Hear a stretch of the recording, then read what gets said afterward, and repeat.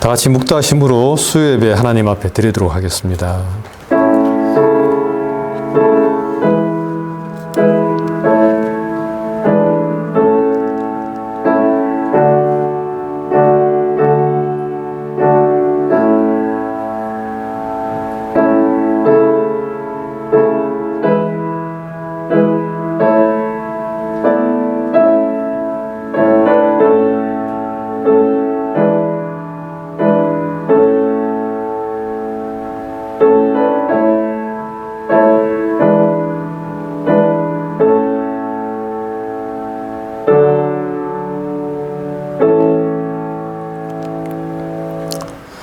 땅과 거기 충만한 것과 세계와 그 중에 거하는 자가 다 여호와의 것이로다.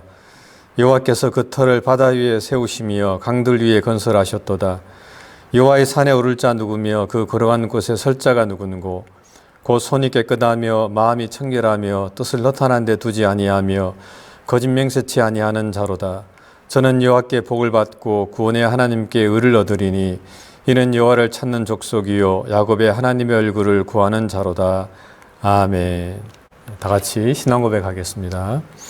전능하사 천지를 만드신 하나님 아버지를 내가 믿사오며 그 외아들 우리 주 예수 그리스도를 믿사오니 이는 성령으로 잉태하사 동정녀 마리아에게 나시고 본디오 빌라도에게 고난을 받으사 십자가에 못 박혀 죽으시고 장사한 지 사흘 만에 죽은 자 가운데서 다시 살아나시며 하늘에 오르사 전능하신 하나님 우편에 앉아 계시다가 저리로서 산자와 죽은 자를 심판하러 오시리라. 성령을 믿사오며 거룩한 공예와 성도가 서로 교통하는 것과 죄를 사하여 주시는 것과 몸이 다시 사는 것과 영원히 사는 것을 믿사옵나이다. 아멘. 기도하겠습니다. 사랑과 은혜가 충만하신 하나님 아버지, 크신 은혜와 사랑 감사합니다. 오늘도 저희들 사랑해 주시고 이 시간 저희를 이 예배의 자리로 불러주심을 감사합니다. 하나님은 영이시니 예배하는 자가 신령과 진정으로 예배할지니라 라고 말씀하셨는데 저희가 우리의 마음을 다하고 또 뜻을 다하고 성품을 다해서 살아계신 하나님께 온 마음을 다해서 주님께 예배하는 복된 시간 될 수 있도록 은혜 베풀어 주시옵소서. 하나님, 이 미국 땅 가운데 주님께서 함께해 주시고 대통령과 유승자들을 주님 붙들어 주사 저들이 바른 정치, 선한 정치할 수 있도록 인도하여 주시옵소서. 특별히 이제 대선이 얼마 남지 않았습니다. 하나님께서 원하시는 지도자를 뽑아 주시고 그 지도자와 또 그의 지도력을 통해서 다시 한 번 더 이 미국이 이 하나님 앞에 바르게 서게 도와주시고 또 믿음으로 하나가 되는 그런 국가가 될 수 있도록 은혜 나려 주시옵소서. 하나님, 우리 은혜와 진리교회 성도들을 주님께서 기억하시고 각 가정들마다 하나님께서 은총을 베풀어 주시며 하나님 시험에 드는 일이 없게 도와주시고 늘 주님 안에서 평안한 삶을 살아갈 수 있도록 은총을 베풀어 주시옵소서. 혹이라도 어려움 당한 그 가정 가운데 하나님께서 위로해 주시고 함께해 주시며 그 모든 어려움과 또 고난을 잘 또 믿음으로 감당해 나가는 그런 가정들이 될 수 있도록 함께하여 주시옵소서. 어린 자녀들 가운데도 주님께서 은총을 베풀어 주시고 가정에서도 규모 있게 생활하게 도와주시며 또 학업도 잘 감당할 수 있도록 주님께서 함께해 주시옵소서. 선교사님들 주님께서 기억하시고 하나님 정말 힘들고 어려운 가운데 선교사에 감당하고 있습니다. 하나님께서 세임 허락하여 주시고 늘 성령으로 충만한 선교사님들 되게 도와주시며 그 직분 끝까지 잘 감당하여 하나님께 충성된 종이라 인정받을 수 있도록 주님께서 은혜 나려 주시옵소서. 이 시간 사랑하는 목사님 또 말씀을 증거하십니다. 증거하시는 그 말씀 가운데 함께해 주시며 귀한 말씀 전하게 도와주시고 그 말씀 통해서 저희 모두가 다 은혜 받을 수 있도록 인도하여 주시옵소서. 마치는 시간까지 주님께서 함께 하실 줄 믿사오고 사랑 많으신 예수님 이름 받들어 간절히 기도드립니다. 아멘.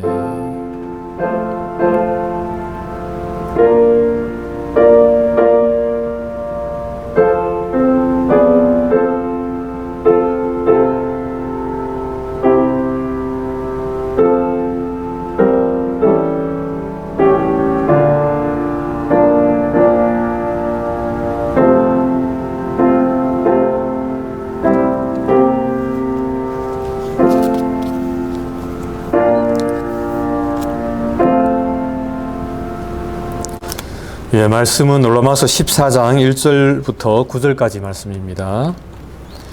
믿음이 연약한 자를 너희가 받되 그의 의심하는 바를 비판하지 말라. 어떤 사람은 모든 것을 먹을 만한 믿음이 있고 연약한 자는 채소를 먹느니라. 먹는 자는 먹지 않는 자를 업신여기지 말고 먹지 못하는 자는 먹는 자를 판단하지 말라. 이는 하나님이 저를 받으셨음이니라. 남의 하인을 판단하는 너는 누구뇨? 그 섰는 것이나 넘어지는 것이 제 주인에게 있음에 저가 세움을 받으리니 이는 저를 세우시는 권능이 주께 있음이니라. 혹은 이 날을 저날보다 낫게 여기고 혹은 모든 날을 같게 여기나니 각각 자기 마음에 확정할지니라. 나를 중히 여기는 자도 주를 위하여 중히 여기고 먹는 자도 주를 위하여 먹으니 이는 하나님께 감사함이요 먹지 않는 자도 주를 위하여 먹지 아니하며 하나님께 감사하느니라.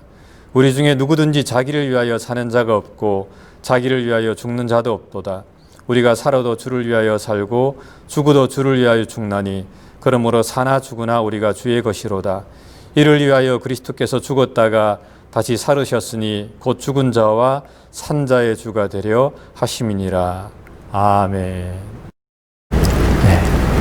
네, 오늘 우리가 로마서 14장 1절로 9절의 말씀을 통해서 사나 죽으나 주를 위하여라는 제목으로 이 말씀을 함께 나누겠습니다.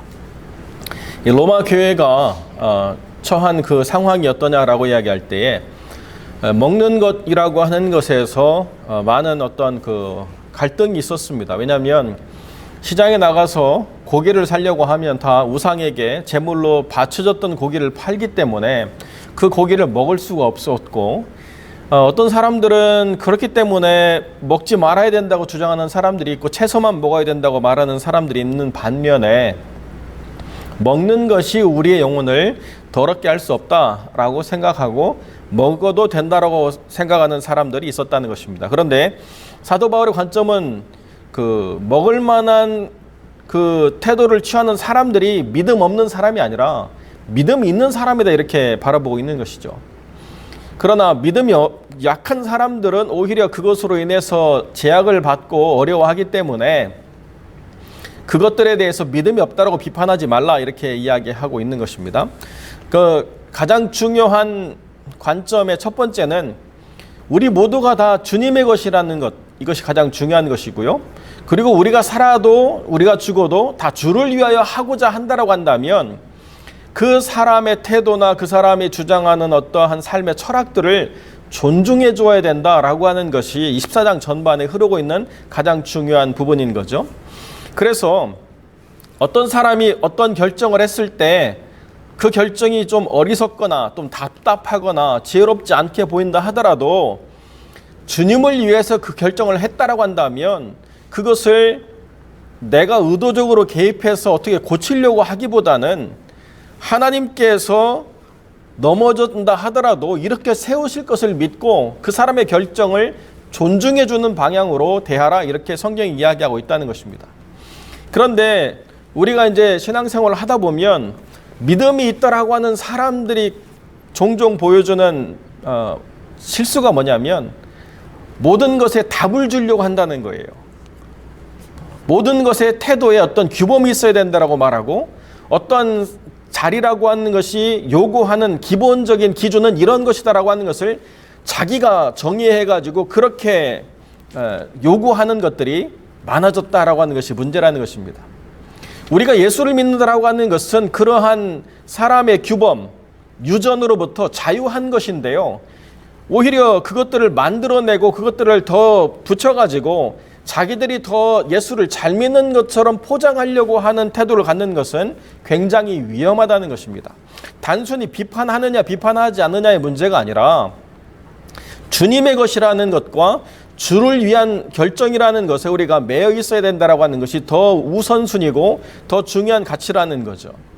그런데 사람들은 자꾸 주를 믿는다라고 한다면 이런 태도, 이런 모습, 이러한 수준 뭐 이런 것들을 가지고 사람들을 자꾸 억압하려고 하다 보니까 교회가 획일화되고 다양성을 잃어버리고 또 그렇기 때문에 경직되는 문제가 만들어졌다는 거죠.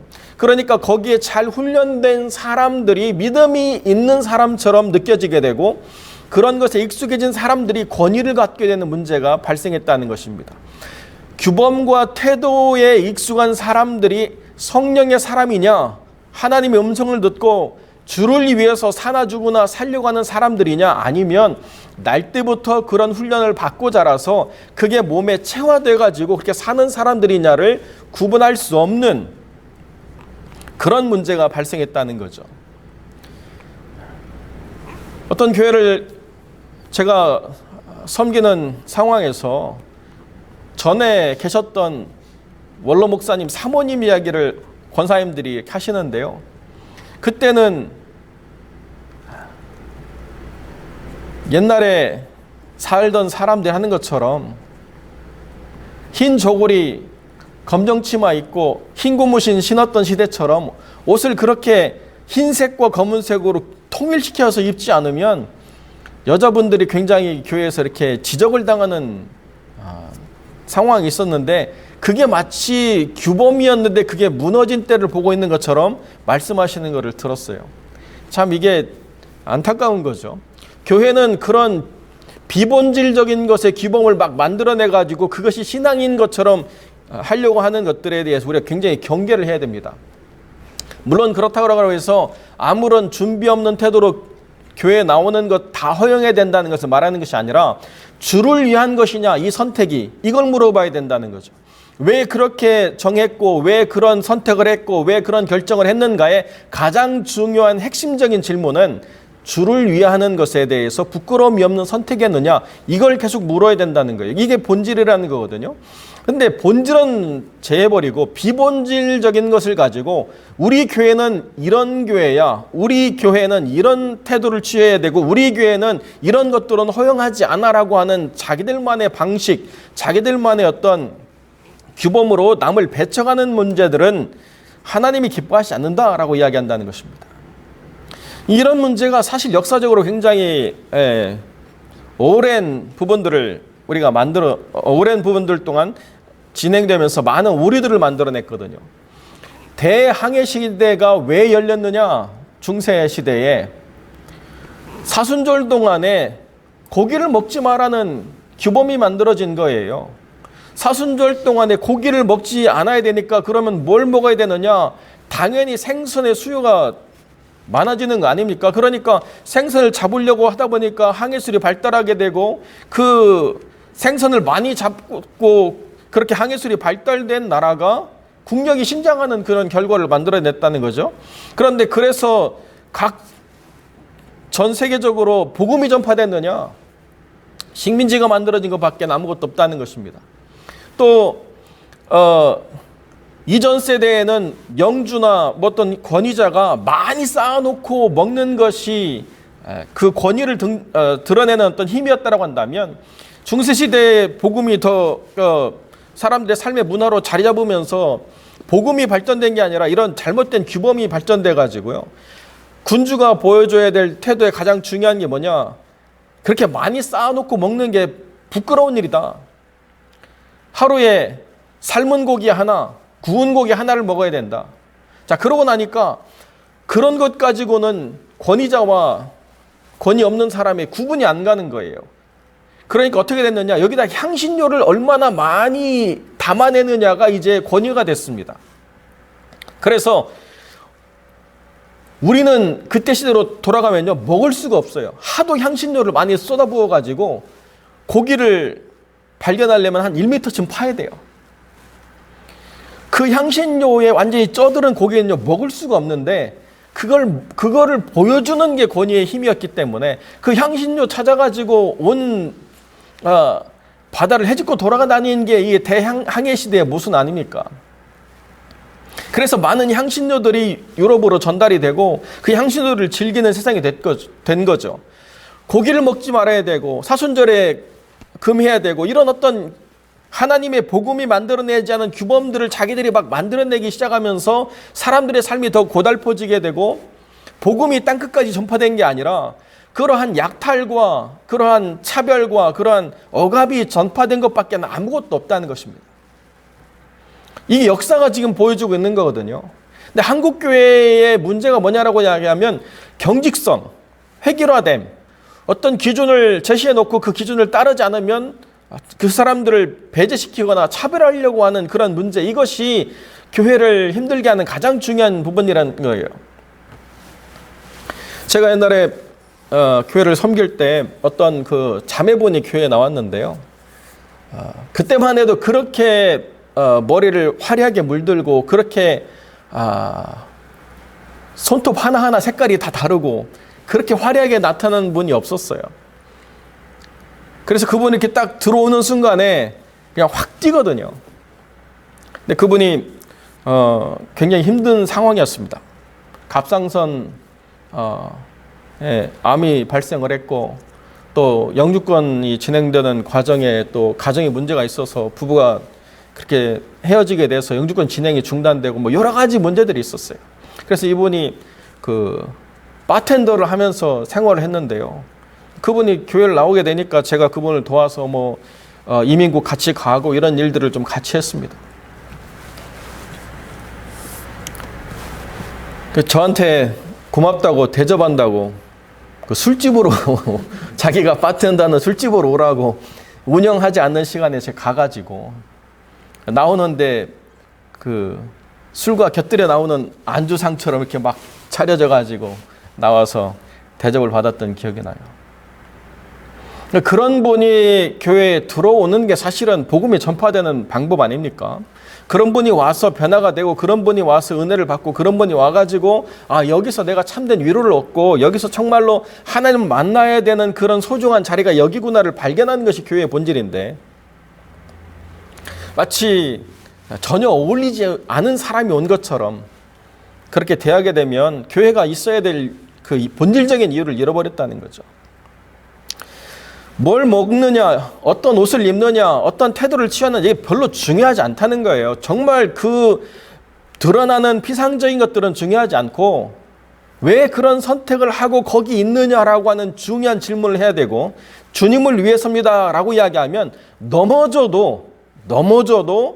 넘어지는 것이 그 사람을 깎아내리고 그 사람의 삶에 큰 어떤 실수로 항상 꼬리표처럼 따라다니는 그런 게 아니라, 그거를 통해서 더 주를 잘 배우게 되고 하나님을 더 잘 알아가게 되고 믿음 안에서 성숙하게 되는 중요한 계기가 되는 것이기 때문에 넘어져도 괜찮다 이렇게 바라봐야 된다는 거죠. 그런 것들이 교회 안에서 허용되어지고 그런 태도로 사람들을 바라보게 될 때 교회는 더 강건해지고 사람마다 그 붙드시는 주님을 더 깊이 경험하는 교회가 되는데요. 자꾸 중간에 사람이 개입해가지고 틀을 만들려고 하고 색을 입히려고 하고 뭔가 그렇게 하려다 보면 주를 위해서 하는 것인지 사람을 위해서 하는 것인지 알 수 없는 그런 공동체가 되어버린다는 거죠. 뭘 하려고만 하면 우리 담임 목사님은요 이걸 좋아하세요. 뭘 하려고만 우리 담임 목사님은 이걸 좋아하세요. 우리 사모님은 이걸 좋아하세요. 만약 이렇게 기준을 잡는다고 한다면 이게 하나님의 교회인지 아니면 목사님의 교회인지 불분명해지지 않습니까? 주를 위해서 하는 것을 우리가 이야기해야지, 사람을 위해서 뭘 한다라고 하는 것에 우리가 초점을 맞추다 보면 처음에는 거기에 대해서 옳지 않다라고 생각하다가 이것이 하나의 기준이 되어버리면 거기에 저항하기가 굉장히 어려워져 가지고 그 교회 자체가 영적인 생명력을 잃어버리는 문제가 만들어진다는 거죠. 주님을 위한 것, 이거 가장 중요한 것입니다. 제가 플라에서 공부할 때 그 강의를 하시는 목사님이 자기가 옛날에 살 때 경험했던 경험을 말씀하시는데요. 자기가 무허가 촌에서 이렇게 자라났는데 항상 경계를 서야 된대요. 언제 철거가 들어올지 몰라가지고 그 양철지붕 위에 올라가서 이렇게 망을 보는 때도 있었고 뭐 이런데, 그 가난하고 힘든 사람들이 사는 그곳에 목사님이 들어와가지고 교회를 개척했는데요. 정말 이 목사님도 힘들고 어려워가지고 굉장히 고생을 많이 하시는 상황이었다는 것입니다. 성도들이 여유가 있어야지 목사님도 삶에 어려움이 없는데, 성도들이 힘드니까 하루 한 끼 먹기도 힘든 상황을 목사님이 겪고 있었는데요. 어느 한 날 목사님 댁에 갔더니 목사님이 막 입이 귀에 걸려가지고 막 떡을 맛있게 드시고 있다라는 거예요. 그러면서 야, 너도 이리 와, 이거 먹어라 그래서 자기가 먹으면서 목사님 이게 뭐예요? 그랬더니 어느 집에서 구슬을 하고 고수의 떡을 내놨는데 내가 그거 가지고 온 거야. 그러면서 야, 너도 먹어. 없는 삶이 삶의 문제를 가지고 고민하다가 하는 것이 뭐냐? 결국 무당에 가가지고 굿하는 것밖에 없어서 그 힘들게 번 돈을 국판에다 다 집어넣고 그리고 뭐 고술에 또 음식 해가지고 내놓지 않습니까? 믿음이 있으신 목사님이 가서 가져와가지고 맛있게 드셨다는 거예요. 근데 자기는 그 목사님이 그걸 드시면서 얼마나 맛있게 드시든지 그 잊을 수가 없다고 그런 얘기를 하세요. 목사가 굿하고 난 그 고술의 떡을 먹었기 때문에 수준 이하의 목사입니까? 아니면 그 가난한 사람들 속에 들어가서 그들과 함께 눈물을 흘리고 그들과 함께 살아가면서 그들 속에서 어떻게든지 복음을 증거하고 예수를 말하려고 했기 때문에 의미가 있는 것입니까? 물론 하나님께서 기적적으로 은혜를 베풀어 주셔서 갑자기 교회가 부흥하고 뭐 엄청난 일이 일어나가지고 거기에 완전히 재개발돼서 목사님이 뭐 큰 교회를 졌다라고 하는데 우리는 뭐 아주 이상적인 어떤 부흥의 역사가 썼다라고 이야기하겠지만 결론은 그렇게 나지 않았습니다. 고생하고 힘들고 어렵게 이어가는 목사님의 모습밖에는 없었어요. 그래서 그 목회가 실패한 것입니까? 그런 사람은 목사라고 말하면 안 되는 것입니까? 살아도 주를 위해서, 죽어도 주를 위해서. 우리는 뭔가 잘 되고 크게 되고 대단한 것만 주를 위해서 된다라고 이야기하고 세례 요한처럼 주님이 흥하고 나는 쇠해야 되겠다라고 하는 사람들은 믿음이 없거나 기도를 안 했거나 능력이 없거나 뭔가 부족하기 때문에 그렇다라고 생각하는 경향이 너무 강하다는 거예요. 저도 35에 개척했는데 그렇게 많은 사람들이 물어봐요. 신학을 똑바로 안 해가지고 개척을 합니까? 뭐 신분이 불안정해가지고 개척을 합니까? 아니 그렇게 뭔가 안 갖춰져서 개척을 한 게 아니고 주님을 위해서 한다고 아무리 얘기를 해도 그래도 뭐 네가 모르는 뭔가 있겠지 뭐 이런 시선으로 바라보는 것 같아요.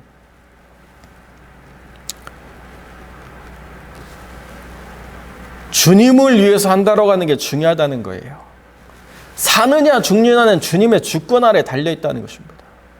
우리는 어떻게든지 사는 것만 바라보게 되면 주를 위해서 죽는 사람들을 바라보시는 주님의 마음을 도무지 이해할 수 없다는 거죠. 왜 저런 선택을 했을까? 왜 저런 무모한 선택을 했을까? 왜 저런 답답한 선택을 했을까? 우리는 그렇게밖에 바라볼 수 없다는 것입니다. 어떤 목사님이 목회가 굉장히 부흥해가지고 어마어마하게 많은 성도들을 이렇게 섬기셨는데요. 그 목사님이 기도를 안 해가지고 목회가 부흥을 안 한다고 그렇게 막 비판하시더라고요. 물론 기도를 강조점을 두는 것은 굉장히 중요한 부분인데 그런데 어떤 영역에 가면 부흥이라고 하는 것을 적용할 수 없는 영역이 있다는 거예요. 그렇게 획일화시켜서 말할 수 없는 주권자의 의도와 주권자의 계획이 있다는 거죠. 그런데 부흥이라고 하는 목적만 놓고 기도를 이야기하게 되면 그 목적과 의도에 벗어난 모든 것들은 다 실패라고 이야기하는 것, 이게 잘못됐다는 거예요. 사도 바울은 뭘 이야기하느냐? 주를 위해서 선택했다라고 한다면 넘어져도 하나님이 영광을 받으실 것이고 그 사람은 넘어져도 실패자로 기록되는 게 아니라 넘어지는 것을 통해서 학습하고 배워서 더 성장하는 믿음의 영적 성장을 가지게 된다. 이걸 이야기하고 있는 것이고 그래서 우리가 주님의 것이다라고 하는 가장 중요한 결론에 사는 것과 죽는 것이 함께 다 도달하게 된다라고 이야기한다는 것입니다. 로마 교회 사람들은 하루하루를 바라보면서 살 수 있는 희망이 점점 많아지는 그런 상황이 아니었다는 거죠. 그래도 왜 거기에 살아야 되느냐라고 하는 이 선택은 주를 위한 것이어야만 하기 때문에 주를 위한 선택에 모든 사람들의 선택이 있다고 한다면 판단하지 말고 존중해줘라. 이 사람의 선택은 주를 위한 것이기 때문에 주님이 결정하시고 주님이 주관하셔서 주님이 이 사람을 고쳐나가실 것이다라고 생각하고 주님의 것으로 하나 되라. 여기에 가장 중요한 방점이 있다는 거죠. 이를 위해서 그리스도께서 죽었다 다시 살으셨으니 곧 죽은 자와 산 자의 주가 되려 하십니다.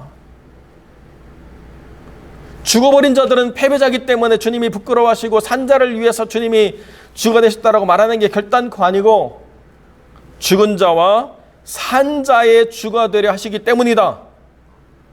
우리 여기에 우리의 생각을 분명하게 갖다 두어야 됩니다. 우리의 모든 삶은 주님 안에서 자유자로 살아가는 삶입니다. 그렇기 때문에 어떤 선택이든지 주를 위해서 선택할 수 있다고 하는 모든 것들에 주님이 기뻐하시고 그 선택이 비록 그 사람을 넘어지게 한다 하더라도 주님은 그 영혼을 통해서 더 깊은 영적 성장과 하나님의 마음에 대한 더 깊은 이해를 주셔가지고 그 넘어짐이 그 사람에게 있어서 정말 중요한 배움의 자리가 되어서 주를 위한 선택을 더 풍성하게 이끌어갈 수 있게 된다라고 이야기한다는 거죠. 아이가 한 번도 안 넘어져 보고 어떻게 걸음을 배우겠습니까? 걸음만 하다 보면 깨지고 넘어지고 다치는 거죠. 이제 걷다 돌아보면 아이 키높이에 뭐가 부딪히는 게 그렇게 많다는 걸 우리가 깨닫게 되지 않습니까? 배움이라는 건 그런 거죠.